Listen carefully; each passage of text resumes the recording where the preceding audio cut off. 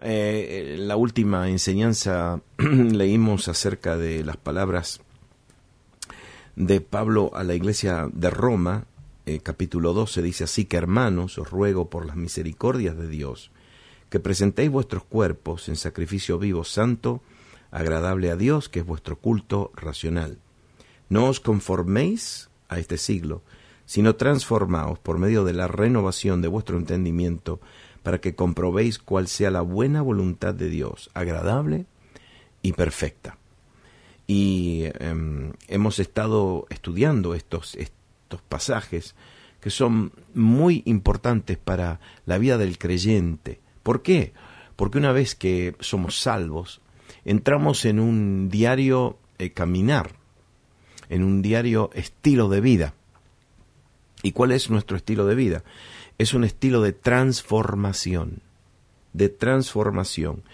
¿Y cómo empezamos a transformarnos? Bueno, el primer paso a una transformación, aquí se habla de transformación mediante la renovación del entendimiento, de la mente. ¿Y cómo podemos comenzar a transformarnos y a renovar nuestra mente? Bueno, el primer punto, el primer paso, tiene que ser que tenemos que reconocer algo, tenemos que reconocer nuestro problema. ¿Sí? Primeramente tenemos que reconocer que necesitamos ser transformados. Tenemos que reconocer que necesitamos renovar nuestra mente, nuestra mentalidad. ¿Sí?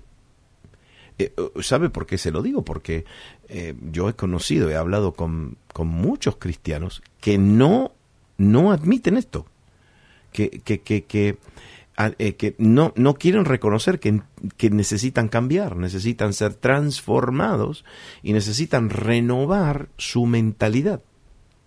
No porque yo escucho, no, porque esto fue lo que me enseñaron y ahí me quedo, y esto es lo que me dieron mis padres, o esto es lo que nos enseñaron la generación que nos antecedió. Y la Biblia dice que nosotros tenemos que estar continuamente renovando nuestra mentalidad.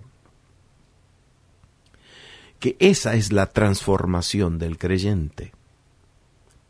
Primero, no podemos conformarnos a este siglo. Mire cómo nos conformamos a este siglo. Nos conformamos a este siglo creyendo mentiras.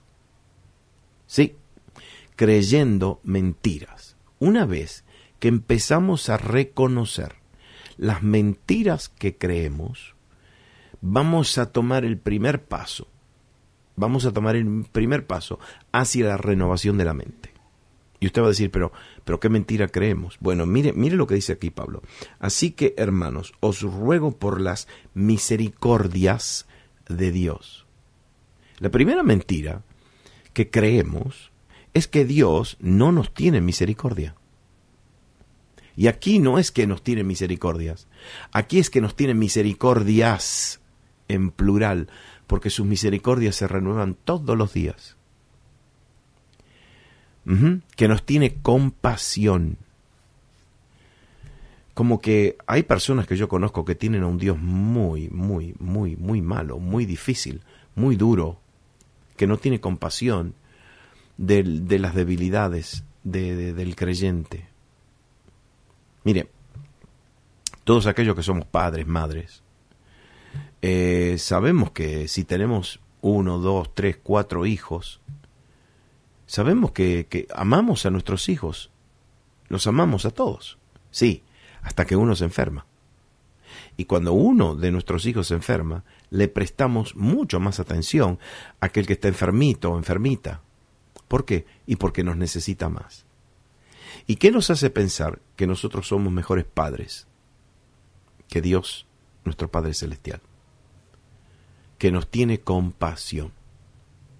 Una de las bendiciones, sí, de las bendiciones que tenemos los que los que hemos confiado en Cristo Jesús y los que tenemos una relación con Cristo Jesús, es que sabemos que Jesús, aunque siendo Dios y teniendo la forma de Dios, se tomó la forma de humano. ¿Y qué significa eso? Que Él pasó por todas nuestras experiencias. Él sabe lo que es sentirse rechazado. Él sabe lo que es ser tentado. Él sabe lo que es luchar. Él sabe lo que es... o usted se piensa que Jesús no luchó. Usted se piensa que Jesús no tuvo tentaciones y que no tuvo que rechazarlas y vencerlas. Jesucristo fue tentado directamente por Satanás. Nosotros, muy pocas personas pasan ese nivel de tentación. Sin embargo, Jesús experimentó todos nuestros dolores y experimentó nuestras crisis y aún más. Entonces nosotros tenemos a un sumo sacerdote, dice la Biblia, a un Señor Jesús, a uno que intercede por nosotros, pero que uno que se compadece por nosotros. Y como que, no sé, algunos creyentes tienen a un Dios que es muy severo, que lo único que hace es demanda y pide y demanda y requiere, cuando nosotros tenemos a un Dios de compasión, a un Dios de misericordia. No, eso no significa que Dios permite todo. No, Él tiene compasión por las misericordias de Dios. Él dice aquí, hermanos, por la misericordia de Dios, presenten vuestros cuerpos en sacrificio vivo, santo y agradable a Dios, que es vuestro culto racional. La primera mentira, la mentira básica y la mentira original del engañador es que Dios no es misericordioso, Dios no tiene compasión, que Dios es un Dios severo, malo, difícil, y que Dios nos está escondiendo algo, que Dios nos está guardando de bendiciones, de cosas positivas, que Dios tiene pensamientos malos para con nosotros. Esa es la primera mentira. Y usted la cree, porque ¿sabe qué? Si usted empieza a mirar a Dios, a un Dios de misericordia, al Dios que envió a su Hijo y que no escatimó enviar a su Hijo inocente para que pague por un pecado que él no era de Él, que era mío, era suyo. Ese es un Dios de misericordia, ese es un Dios de compasión. Y yo no le voy a creer al diablo y no le voy a creer a sus mentiras y no me voy a conformar a esa mentira. No voy a conformar a esa mentira. ¿Sabe qué? Yo me transformo en lo que yo contemplo. La gente, por ejemplo, que tiene un Dios severo, duro, si contemplan ese Dios, se van a transformar en personas severas, duras, difíciles. ¿Sí? Si tienen un Dios que no tiene paciencia, que no tiene compasión, se van a transformar exactamente en ese Dios. Ahora, si yo tengo un Dios compasivo y contemplo un Dios compasivo, amoroso, misericordioso, yo entonces me voy a transformar en lo que estoy contemplando. ¿Sí? Y por eso Pablo nos dice que debemos transformarnos y comenzamos nuestra transformación por las misericordias de Dios. Tengo que reconocer que tengo que ser transformado. Me duele tanto escuchar voces que le demandan a la gente cosas imposibles, cosas duras, sin compasión, sin amor, no entendiendo la lucha que está atravesando las personas y como que Dios es con un dedo siempre pidiendo y demandando nuestro Dios no es así. Nuestro Dios es un Dios misericordioso. ¿Y cómo yo lo sé?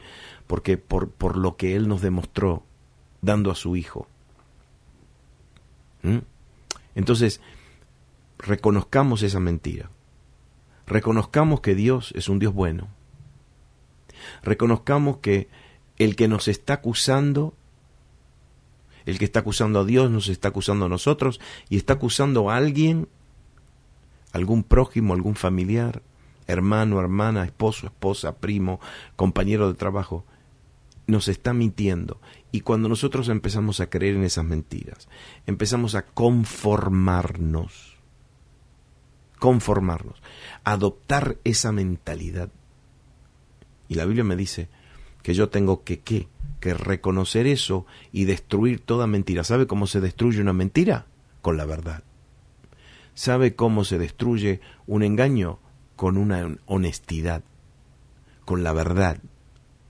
¿Y dónde encontramos la verdad? El único lugar donde encontramos la verdad es en la palabra de Dios, en la Biblia. Cualquier psicólogo, puedo leer libros de psicología, puedo leer libros de pensamiento positivo, puedo repetir 1000 veces confesiones, declaraciones positivas mirándome en un espejo, pero ¿saben qué? Ese soy yo que me estoy hablando.